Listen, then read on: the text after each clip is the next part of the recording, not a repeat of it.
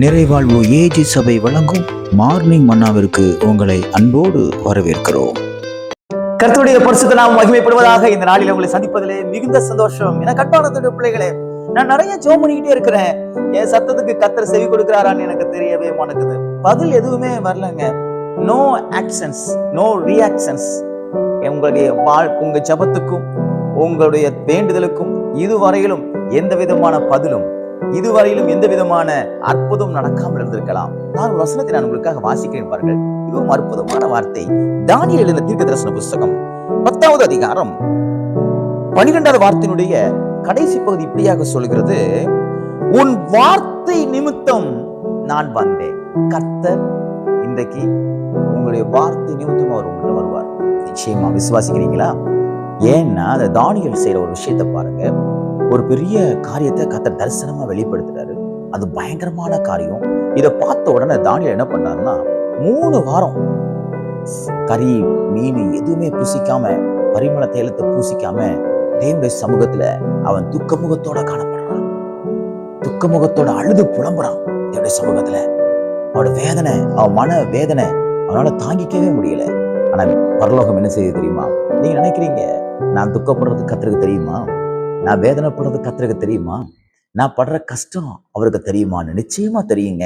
பாருங்க, இந்த தானியேலுடைய முகம் துக்கமா இருந்த உடனே பரலோகத்தில் இருக்கிற தேவன் தூதனை அனுப்பிட்டார். பாரு, என் பிள்ளை தானியேல் ரொம்ப துக்கமுகமா இருக்கான். அவன் என்னை நோக்கி கேட்டுக்கிட்டே இருக்கிறான், சில காரியங்களை சொல்லிக்கிட்டே இருக்கிறான். நீ கிளம்பு, அவனுக்கு நான் பதிலை தருகிறேன் என்று சொல் என்று கர்த்தர் தேவ தூதரை அனுப்பி வைத்தார். எனக்கு அன்பான பிள்ளைகளே, இன்றைக்கும் உங்களுடைய சத்தத்தை கேட்டு நீங்க என்னென்ன காரியத்துக்காக நீங்க தேவனுடைய சமூகத்தில் அழுது புலம்பினீர்களோ, எந்தெந்த காரியத்திற்காக நீங்கள் எதிர்பார்த்து உங்களுடைய கண்ணீரான ஜெபத்தை நீங்கள் தேவனுடைய சமூகத்திலே நீங்கள் சிந்தினீர்களோ, அதற்கு ஏற்ற பதிலை உங்க வார்த்தை நிமித்தம், ஆண்டவரே இங்க வாங்க, இதை செய்யுங்க, எனக்கு இப்படி நடக்கணும், எனக்கு இப்படி இருக்கணும், என் வேலையில இப்படி இருக்கணும், என் குடும்பத்துல இப்படி ஒரு அற்புதம் நடக்கணும், எனக்கு இப்படி இருக்கணும்னு சொல்லி பல காரியங்களை, பல அஜெண்டாக்களை, பலவிதமான கோரிக்கைகளை நீங்க தேவனுடைய சமூகத்துல வச்சிருந்தீங்கல்ல, அந்த கோரிக்கைகள் எல்லாம் கர்த்தர் கேட்டு தேவதூதனை அனுப்புவார்.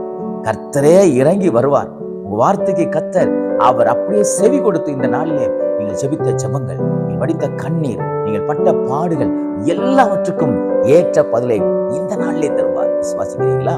கர்த்தர் எப்படி தானியேலுடைய ஜெபத்தை கேட்டு இறங்கி வந்து ஒரு அற்புதத்தை செய்தாரோ, அதே போல உங்க வார்த்தை நிமித்தம் நீங்க என்ன சொல்லி ஜெபம் பண்ணீங்களோ, அந்த வார்த்தை நிமித்தம் கர்த்தர் கடந்து வந்து அவைகளை நிறைவேற்ற அவர் போதுமானவராக இருக்கிறார். பாருங்க, நிறைய நேரம் உபத்திரம் வரும், நிறைய பிரச்சனை வரும். பாருங்க, யோனா மீனுடைய வயிற்றுக்குள்ள இருக்கிறான். கர்த்தருடைய கூப்பிடுதலை கேட்கிறாரு. கூப்பிடுதலை கேட்டு 3வது நாள் அந்த பெரிய மீனுக்கு கட்டளிடுறாரு, வெளியே போய் தண்ணியில போய் கக்குன்னு சொல்லி. அதே போல அந்த மீன் அவனை ரொம்ப சேஃபா அவனை கரையில கொண்டு விட்டுச்சு. பாருங்க, இதே போல உங்களுடைய கூப்பிடுதலை கேட்டு, உங்கள் சத்தத்தை கேட்டு இன்றைக்கு கர்த்தர் இறங்கி வந்து உங்களுக்கு நிச்சயமாய் அற்புதங்களை செய்வார். அது பல காரியங்களாக இருக்கலாம், அது யாராலும் புரிந்து கொள்ளக்கூட முடியாத சில காரியங்களாக இருக்கலாம், அல்லது மறைக்கப்பட்டவைகளாக இருக்கலாம், அல்லது பாதுகாக்கக்கூடியதாக இருக்கலாம். எதுவாக இருந்தாலும் என்ன வார்த்தைகளை சொல்லி நீங்கள் ஜெபிக்கிறீங்களோ, அந்த வார்த்தைகளை கர்த்தர் கேட்டு இந்த நாளிலே அவர் அற்புதங்களை செய்வார். விசுவாசிங்க, இந்த நாள் தேவனிடத்திலிருந்து அற்புதங்களை பெற்றுக்கொள்கிற நாளாக தேவன் மாற்றி விடுவாராக. God bless you.